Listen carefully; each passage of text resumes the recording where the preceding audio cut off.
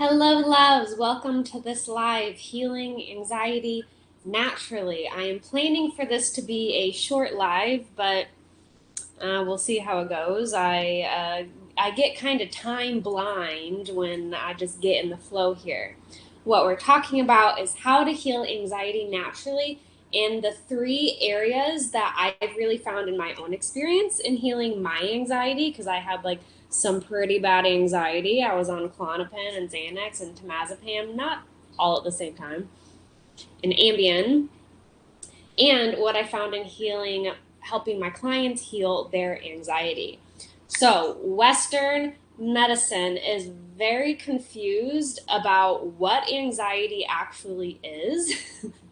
They're real quick to hand out diagnoses of anxiety left and right, and also really quick to medicate when it comes to anxiety. I remember I was in the doctor's office. This was probably when I was like 22, and I was sharing with the doctor, like, I have anxiety. I can't sleep. I have insomnia, and my heart feels like it's racing out of my chest. Oh, hello. We have a friend here, Erica. Hi, love. Love you so much. Yeah, I'm sitting in the doctor's office. I'm having anxiety. My heart is beating out of my chest every time I try to fall asleep. Like, I dread going to work. Work was really working as a nurse was really what created so much anxiety for me. And I was like, what do I do? And she said, well, we can put you on this SSRI. If anyone doesn't know what an SSRI is, it's an antidepressant. And thankfully, I said no. But very easily, I could have been someone, and I'm sure that there are millions of people who are just like, yeah, okay, doctor, I'll follow whatever you say, because there's this. I think it's actually starting to change, but a lot of times doctors are just seen as like, yeah, whatever you say, like, I'll do whatever you say. And thankfully, I was a nurse. I had a lot of education around, like, a lot of formal education, but then also just personal experience education when it came to seeing how doctors treat anxiety and seeing how Western medicine treats anxiety in general.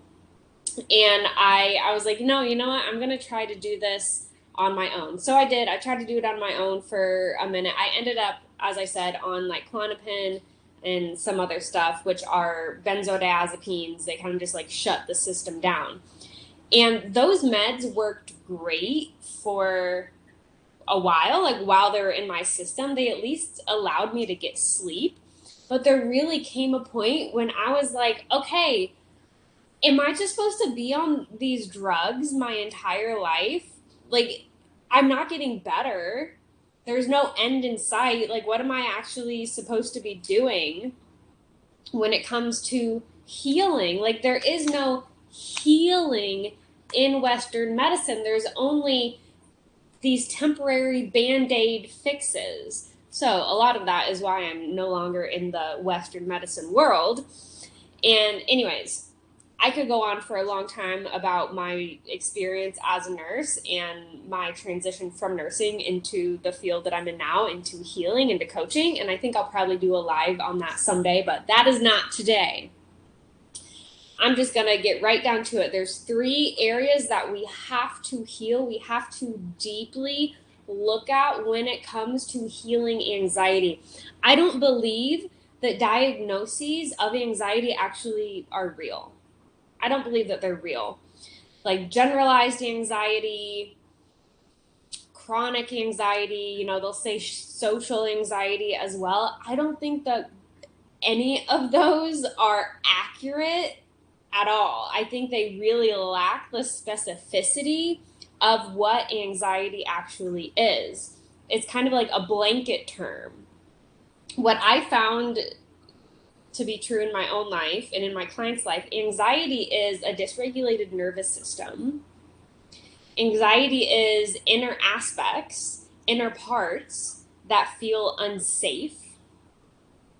And anxiety is a mind that is circulating, that's offering and circulating you um, fear based thoughts. I think I said that sentence kind of funny, but you got the picture. your mind is circulating fear-based thoughts. It's offering you fear-based thoughts. That's all that anxiety is.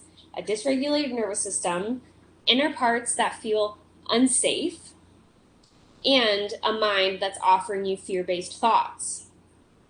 It's really that simple. So one, we have to regulate the nervous system. This has a lot to do with safety. And I could have a whole hour, 2-hour lecture just on the nervous system, but what I'll give you as a short takeaway is that you have to show your body that you're safe. So even me right now in this very moment doing this live, whenever I decide to go live, there's still a part of my brain that's like, threat. This is something bad is going to happen. My mind perceives going live, being seen as vulnerable, which means it's a potential threat. So in my body, it's not nearly as strong as it used to be, but in my body, even just talking right now, I have a little bit of tension, I'd say, in my belly. You can't see where my belly is, but in my belly right here. It's a little tight there, a little bit of tightness in my throat, a little bit of tightness in my chest.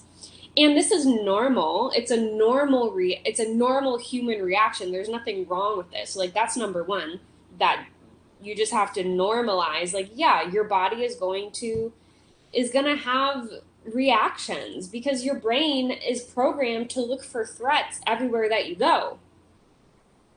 It's the entire job of the nervous system to look for threats and keep you safe.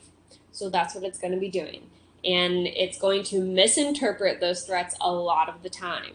So one thing that I could do right now is slowly swivel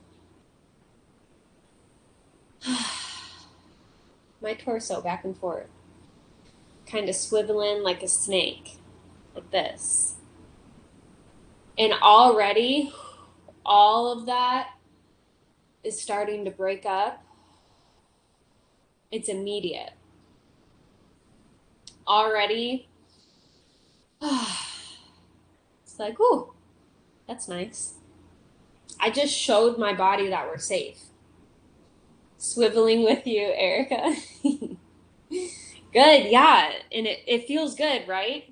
It feels good. It breaks up the energy. Another one that I like to do, and obviously I have nails. I have these long little crab claws. So I'll run my nails along my skin.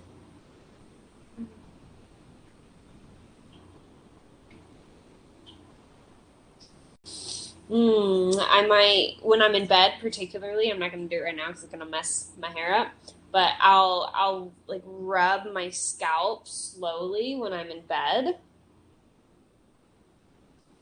If I was on a Zoom where I couldn't be moving, or it was like an important meeting or like with a client, I would run my nails along my legs. I'm running my nails along my legs right now.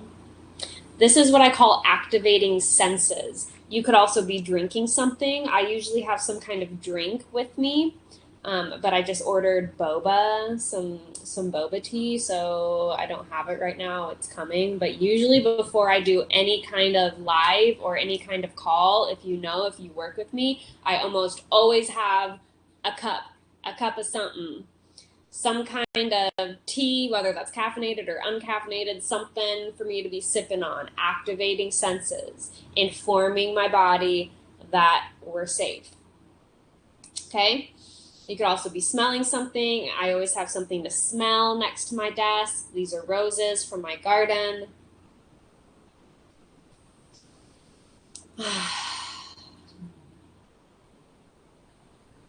Lion's mane, yeah. Erica says, lion's mane, positive energy tea. Yeah, that's exactly what I put in my positive energy tea. There is a tea from Yogi called positive energy tea, and I always put lion's mane in it. It's like the first drink I have in the morning, almost every morning. Mwah.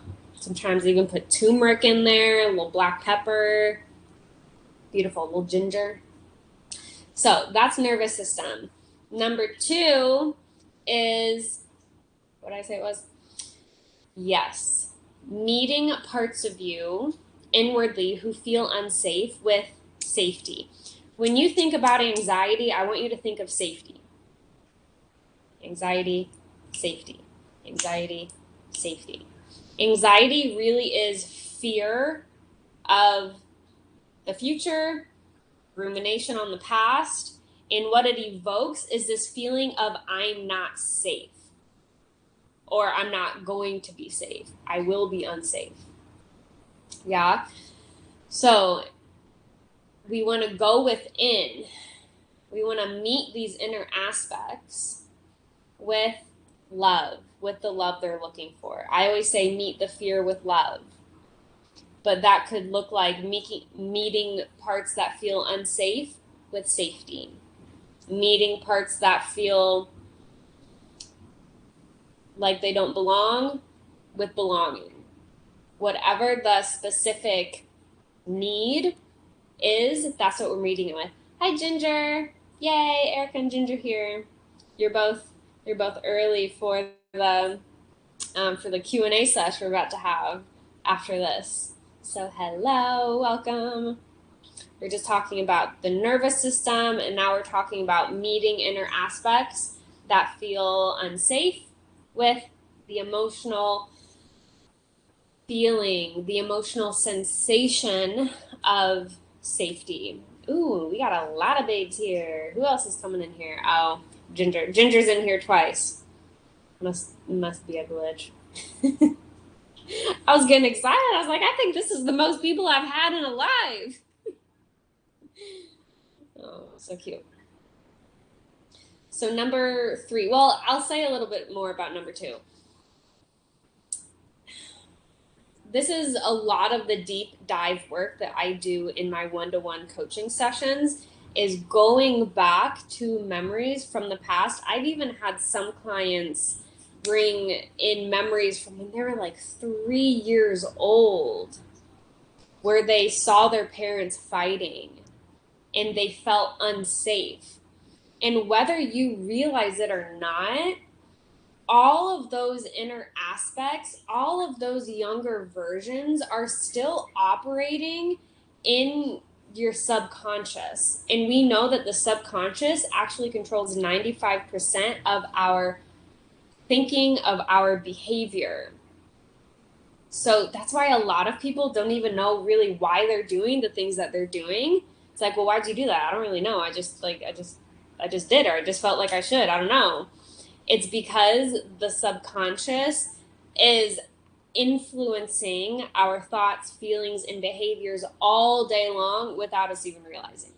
So anything that hasn't been resolved since childhood, since birth even, is still in your energy field. And no, you don't have to go back to every single memory, every single part. You could spend an entire lifetime just healing and unlearning all of the things that you learned. Because when we work at the root, which is really what I do in my coaching and what I'm all about, when we work at the root of the parts of you that feel unsafe, or, you know, the other core wounds as well, like the parts that feel like they don't belong, the parts that they feel like they're not worthy, then everything starts to transform as a result. It's almost like, imagine a fishing net. If I use this example a lot in mindset work, but I think it applies here too. Like, it's almost like as you're doing this healing, you're like unraveling or snipping this net a little more each time, and eventually the net doesn't even hold anything up anymore. Just completely unravels. So, okay, that's number 2. Number 3. What was number 3? Yes, mindset work. Questioning thoughts. This is some of my absolute favorite work. I continue, I did it this morning. I do it nearly every damn day still. I be up in my spiritual gym just questioning thoughts. See? questioned a thought this morning, and it went from 8 out of 10 true. It felt 8 out of 10 true in my body to begin with, and by the end of the process, took about 10-15 minutes, it only felt 3 out of 10 true. And what I say is that if a thought feels 5 or more out of 10 true or active or intense for you, then we got to do some work with it. We got to question it. So I have a freebie. If you're watching this, then you're obviously in the Spiritual Gym Vortex. I have a freebie under gym resources. It will take you to, what is it called? It's called Freedom from Stressful Thoughts. And that freebie will take you to my favorite process that I've created for questioning thoughts. It is so effective. It's the most effective process I have ever come across. And I have come across a lot of different processes in my life. And this is the one that I go back to over and over and over again. It really has changed my life. The importance of questioning thoughts is that thoughts are basically the foundation for your entire life, your entire reality. The thoughts you're thinking directly influence and create the emotions you're feeling. Those emotions that you're feeling directly influence and create behaviors. So thoughts really are the building blocks for what life you want to be living. Really powerful to be aware when you're thinking thoughts. Sometimes you don't even know. You'll just feel kind of off. This is how it feels for me. Is I won't actually know the specific thought that is causing me stress or causing me anxiety, but I'll just sit down and free form write from the perspective of like just behind that energy or just behind that emotion. I'm like, okay, what thoughts feel resonant with this energy? What thoughts feel resonant with this emotion? I'll write them out. I'll rate them 1 through 10. How strong do they feel? And then I'll take them each through a questioning process, sometimes over the course of several days, because I don't know about you, but I don't really have 3 hours to spend in my spiritual gym every morning, but it is important to me. So I will set aside time, at least 15-20 minutes in the morning or at night, to question thoughts, to really get free from the mind. And then when you have some space from these thoughts, you're actually able to determine, like, is this actually true for me? Is this something that I want to keep? So it's never denial. It's about transcending, so that you have the space, the inner space and freedom to choose what is right and true for you. Okay. And honestly, that's about it. You do those 3 things. You do those 3 things consistently. You do those 3 things well. You do those 3 things, especially with some kind of guidance, either one-on-one healing or in a group program, like the various group programs that I offer. And I haven't launched this or talked about this at all, but I am going to be running a 5-week nervous system healing, anxiety healing mini course that will probably launch at the end of July or beginning of August. Have not talked about it anywhere, so if you're in this video, and I'm not even selling it yet, but you can let me know if you want to join. It's going to be really good, really valuable, really going deep with nervous system work and transforming anxiety from the inside out. Because again, anxiety isn't real. Anxiety isn't real. It's a blanket term that lacks the specification of what's actually going on. I'm going to put an asterisk there. The experience of anxiety is real, but anxiety as a diagnosis is not real. Anxiety is an emotion, and if you've ever had the diagnosis of chronic anxiety, social anxiety, generalized anxiety. That's a blanket statement. That's an umbrella term, and it's not specific. So to me, it's not real. Okay. Yeah, told you it's going to be short. That's about as short as I can possibly make anything that I do. 20 minutes and 30 seconds. I hope this was helpful. Drop a takeaway in the comments section when I post this for everyone who's live. And yeah, I hope this served. Got to go do a bonus Q&A sesh for my Healing Accelerator babes, which a couple of them are here with me now. So I'll see you beautiful ladies soon, and much love.